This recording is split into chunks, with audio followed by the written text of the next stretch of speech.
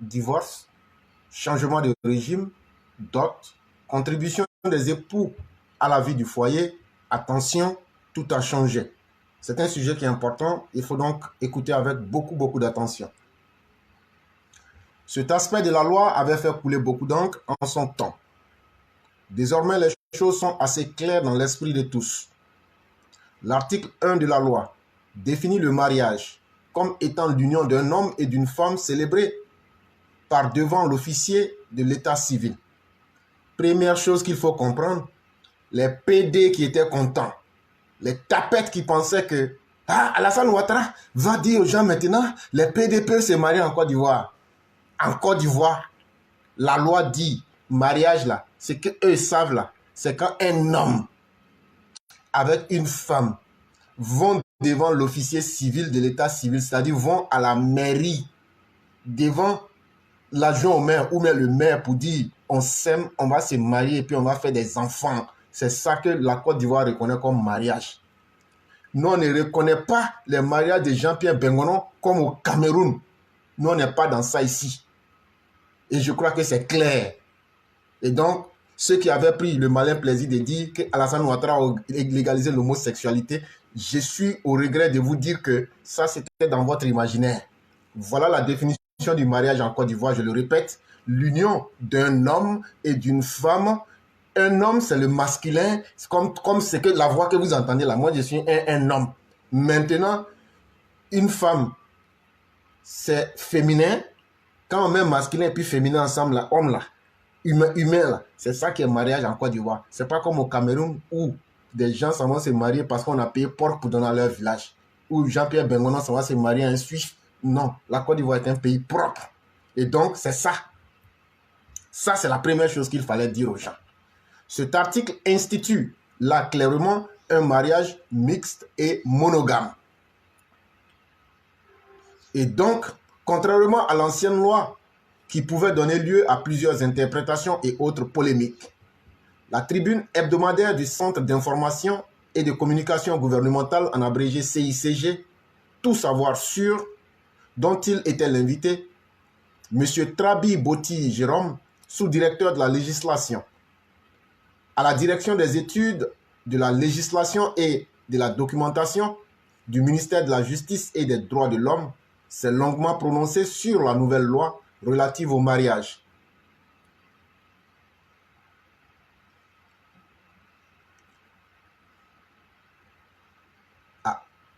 Il a tenu cette conférence à Abidjan, au plateau, le 14 février 2023, le jour de la Saint-Valentin dédié aux amoureux.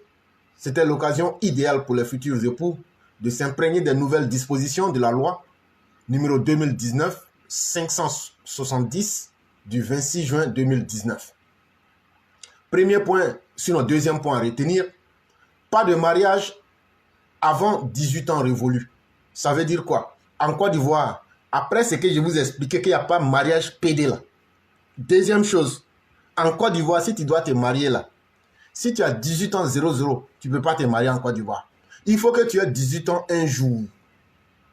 Il faut que tu aies dépassé l'âge de 18 ans. Il faut que tu aies 18 ans, 001 seconde, 2 secondes, 3 secondes. Sinon, tu ne peux pas venir te lever. Quand j'ai 18 ans là, quand c'est droit de l'homme là, quand c'est... Tu ne peux pas. Voilà, c'est ça on te dit. Donc là, il faut avoir 18 ans, 00001 avant de pouvoir te marier. Et donc, s'agissant toujours des conditions du mariage, selon la nouvelle loi,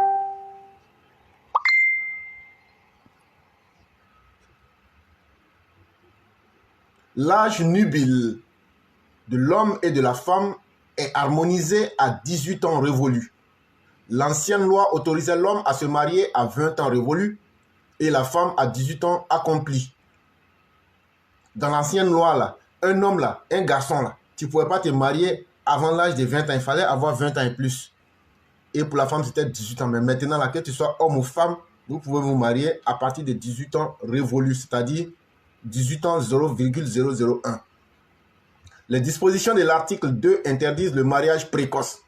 Les djoulas qui aiment marier les enfants, oui, je dis, si vous n'êtes pas content, c'est votre problème. Les djoulas avec les musulmans, qui aiment marier les gens. Ah non, c'est Dieu qui a dit, oh, ils prennent leur fille de 14 ans, 15 ans, 16 ans pour marier là. Si vous faites ça, on va vous attraper puis vous mettre en prison. Je parle à nos parents djoula, à nos parents musulmans.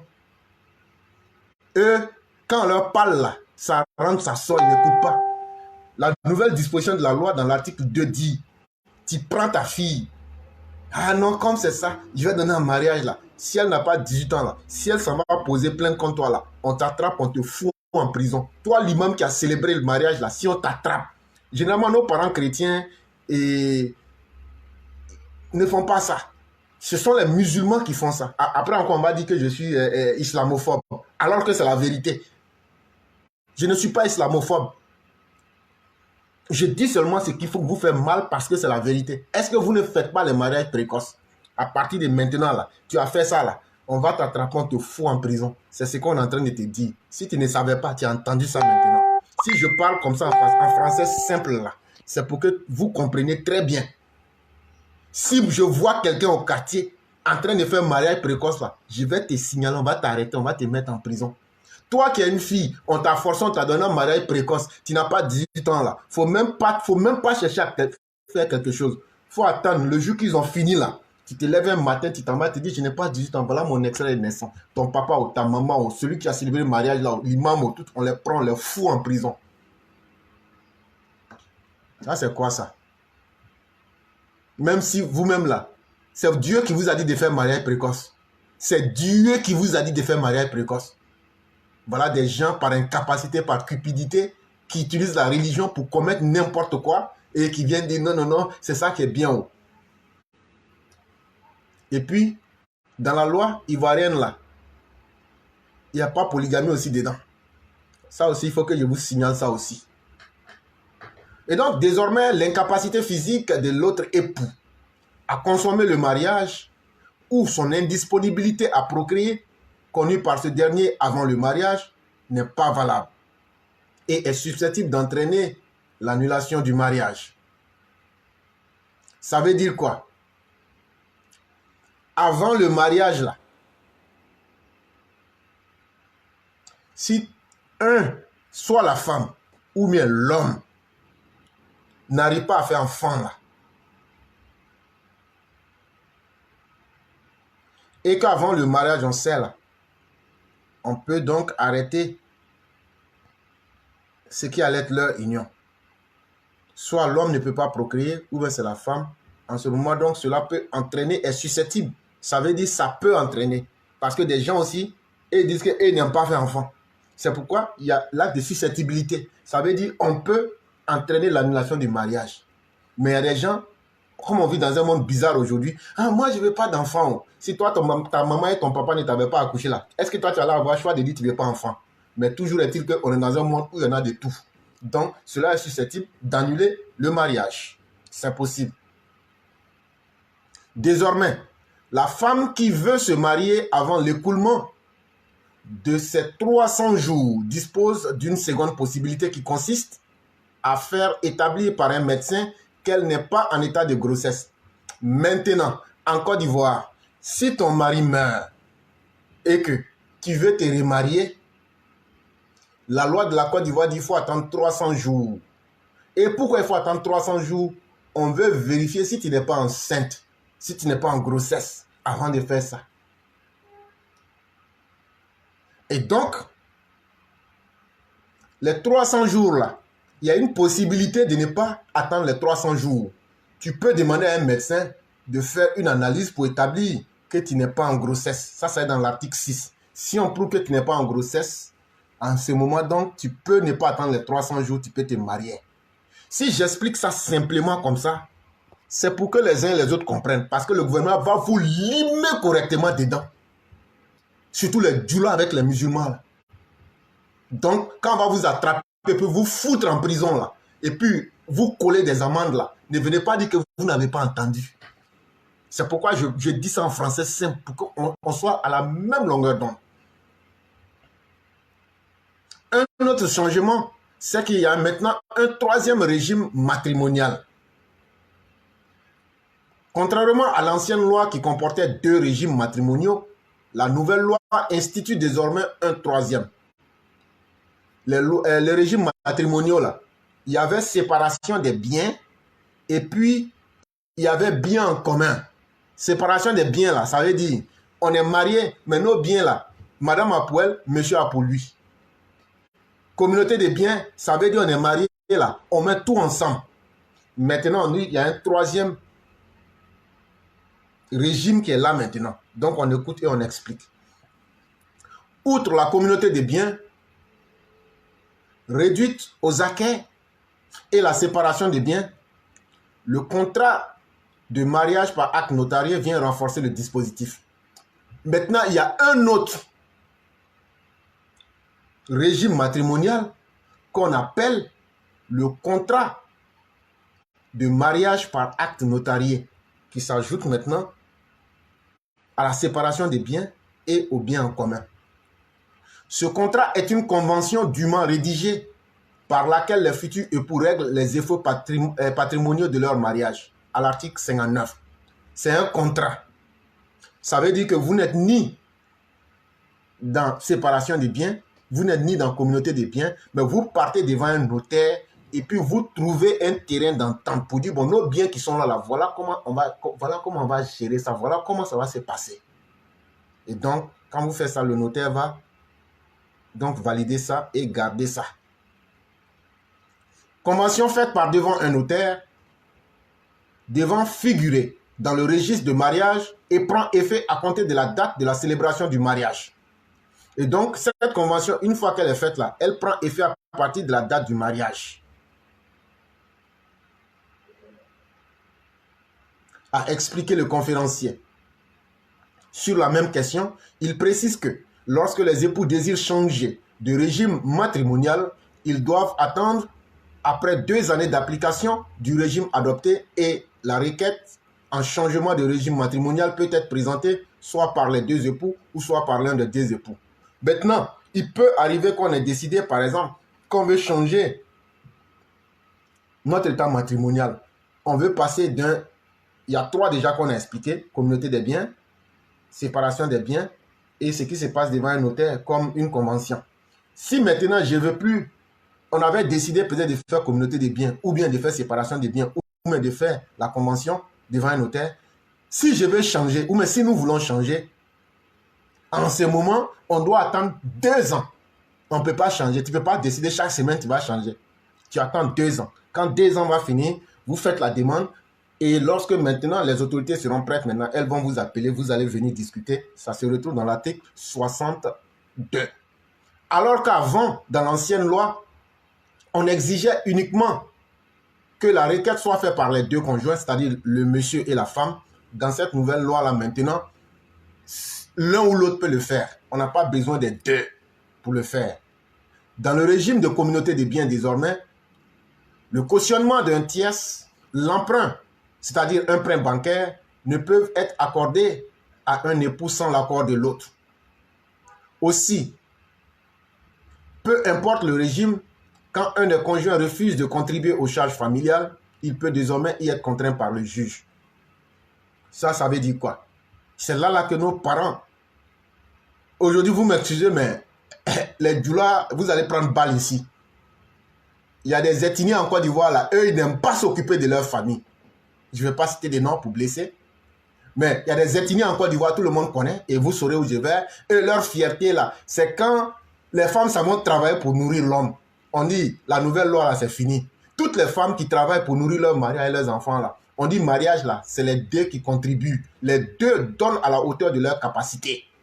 Maintenant, si toi, tu dis, non, moi je ne veux pas m'occuper des femmes. Ou bien, toi, la femme, moi, je ne veux pas m'occuper de ma famille, là. Si on peut poser plainte contre toi, celui qui refuse de contribuer aux charges familiales, là, on peut poser plainte contre la personne. Et donc, faites beaucoup attention.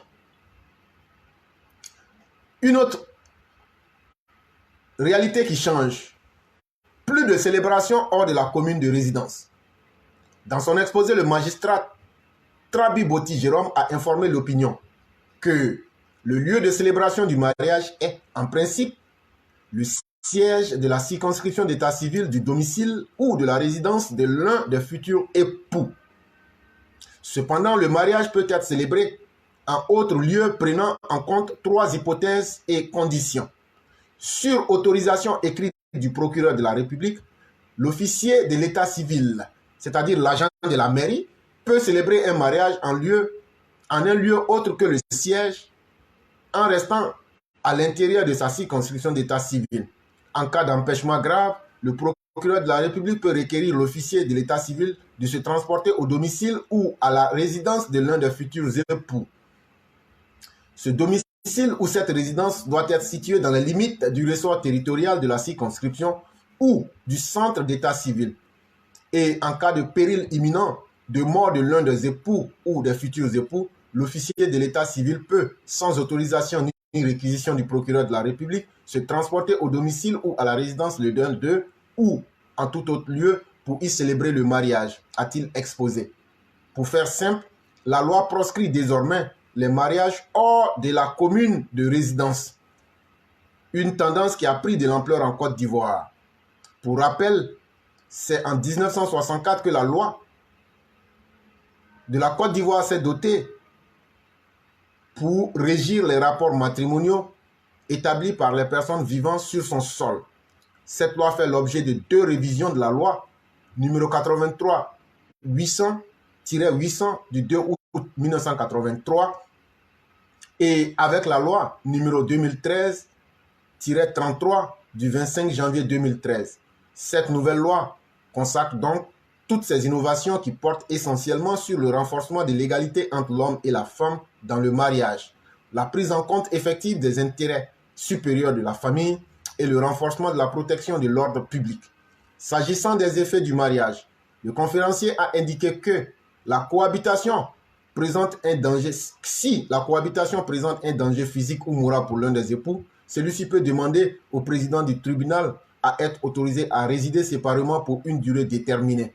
C'est une mesure qui vise à assurer et à renforcer la protection des époux et des autres membres de la famille contre les violences physiques et psychologiques. Certainement qu'on ne pourra pas tout expliquer puisqu'on est aussi pris par le temps du travail. Mais je crois que la lecture est simple et les gens peuvent comprendre ou peut-être après poser rapidement des questions. Un autre facteur qui change, la liberté dans l'usage du nom de l'époux. M. Trabi Boti Jérôme a également indiqué que pour ce qui est de la reconnaissance d'un enfant hors mariage d'un homme alors qu'il est marié, l'enfant ne peut porter son nom qu'avec l'acte du commissaire de justice et du consentement de sa femme. Ça veut dire quoi? Si moi je m'appelle éclaireur, j'ai eu un enfant dehors, mais je suis marié maintenant avec une autre femme. Avant que l'enfant ne puisse porter mon nom là, éclaireur là, il faut d'abord qu'il y ait le consentement du commissaire de justice, mais aussi, il faut aussi que la femme que j'ai mariée qui est chez moi aussi accepte que l'enfant la porte mon nom. Ça aussi, c'est devenu un changement dans la loi. Il faut que les gens comprennent. De plus, c'est très important, la femme mariée a l'usage de droit du nom du mari et non obligation. Et l'ordre dans lequel son nom doit s'inscrire est. Ça veut dire maintenant là, une femme qui est mariée, la femme d'éclaireur là, si elle veut, elle peut prendre le nom de famille d'éclaireur. Si elle veut, elle peut ne pas prendre le nom de famille de l'éclaireur. Ça maintenant, ça est dans la loi. Alors que l'ancienne loi dit, si tu es marié là, on mettait le nom de famille de la femme plus épouse, le nom de famille du monsieur, et puis maintenant on met le reste du nom de la femme quand elle était jeune fille. Maintenant, ça a changé. La femme là, si elle veut, elle peut porter le nom de famille d'éclaireur. Si elle veut, elle peut ne pas porter le nom de famille d'éclaireur. Ça étant bien fait. Ce n'est plus comme avant. Maintenant, c'est que je vous ai expliqué comment ça se faisait là. Le nom se faisait là. On met par exemple, si la femme d'éclaireur s'appelle peut-être Yao, on met peut-être dame Yao, épouse, éclaireur, ça c'est le nom de famille d'éclaireur. Et si elle s'appelle peut-être Akissi Amena, et puis on ajoute Akissi Amena dessus. Maintenant, dans la nouvelle loi là, si elle veut, elle ne porte plus le nom de famille d'éclaireur. Si elle veut aussi, elle peut porter. Mais, ce qui change maintenant, c'est l'ordre dans lequel le nom doit s'écrire. Maintenant, voilà comment ça va se faire. madame, suivi de ses noms et prénoms de jeune fille. Maintenant, la femme, là, on ne va plus l'appeler Yao, épouse, éclaireur. Voilà la nouvelle structure. On va l'appeler maintenant Madame Yao Akisi Amena, épouse, éclaireur pro vérité. Donc, si vous voulez, c'est le contraire de l'ancienne appellation. Et ça, c'est très bon de signaler cela. À en croire le conférencier, la dot, tout comme le mariage religieux, même s'ils n'ont plus le caractère d'infraction, n'ont aucun fondement juridique selon la nouvelle loi. Et donc, une chose aussi importante à signaler, dans l'ancienne loi, la dot était considérée comme contraire à la loi, même si elle n'était pas punie. Et aussi, le mariage religieux aussi n'était pas vu comme quelque chose de bien par la loi. Et donc, maintenant, dans la nouvelle loi, là, la dot n'est pas un crime, même si ils ne font pas caractère d'infraction. Et ça, on ne peut pas condamner quelqu'un aujourd'hui parce qu'il a donné dot, comme dans l'ancienne loi, comme aussi les mariages religieux ne peuvent pas faire caractère ou représenter une infraction. Et donc, si tu fais, c'est bon. Si tu ne fais pas, c'est pas mauvais. Et donc, ça ne gâte rien. Donc, ça veut dire ceux qui donnent dot là, continuent à donner dot. Ça fait partie de nos traditions. Ils ont adapté nos règles. Et dans toute société qui se respecte, il y a aussi l'aspect religieux. Et donc aussi, ils ont essayé de fermer, en quelque sorte, ils ont fermé les yeux sur ça pour dire, ah, nous tous on fait ça. Même Alassane Ouattara, il a payé dot. Même Alassane Ouattara, il a fait mariage religieux. C'est une manière de plaisanter, mais c'est pour dire que ils ont adapté ce facteur à notre culture et ce qui n'est pas forcément mauvais. On n'a pas tout expliqué. Et donc, ceux qui auront des questions, peut-être si on a le temps, on va vous permettre de la poser. Et donc, c'était une information tirée du Centre d'information du gouvernement, le CICG.